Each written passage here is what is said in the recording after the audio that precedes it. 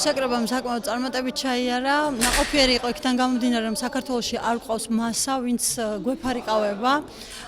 შედეგებს რაც შეეხება, ვაპირებ ვიბრძოლო რაპირით ფარიკაობაში სალიცენზიო ქულებისთვის, ხოლო ხმალში ფარიკაობისთვის ვაპირებ წამოვიღო უმაღლესი პირველი ადგილი.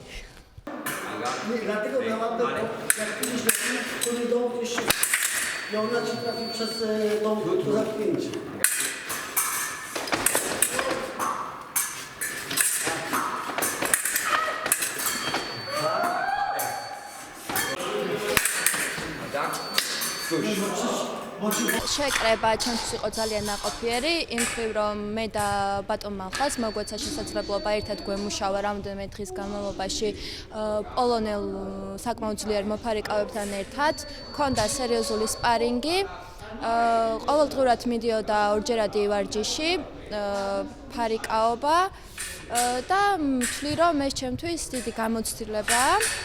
და მეტი სიძლიერე შემატა ამ ყოველივემ და უფრო თამამად მივდივარ ეგერში სოფლიო თასზე საბრძოლველად. შეკრებამ ჩაიარა ნაყოფიერად, პრაქტიკულად გეგმის მიხედვით ჩავატარეთ ყველა ის ღონისძიება, რაც დაგეგმილი იყო პოლონეთის ეროვნულ ნაკრებთან ერთად სარეაბილიტაციო პროცესის გავლის დროს. პოლონეთის ეროვნული ნაკრები ეროვნულ ფარიკაობაში არის საკმაოდ მაღალი დონის ნაკრები. ჩვენთან ერთად დარბაზში პროცესის დროს იმყოფება რამდენიმე ოლიმპიური და მსოფლიო ჩემპიონი, ძალიან მაღალი კლასის მოფარიკავეები და თავისთავად ცხადია ჩვენი მოფარიკავეებისთვის ეს არის ძალიან კარგი სპარინგ პარტნიორები.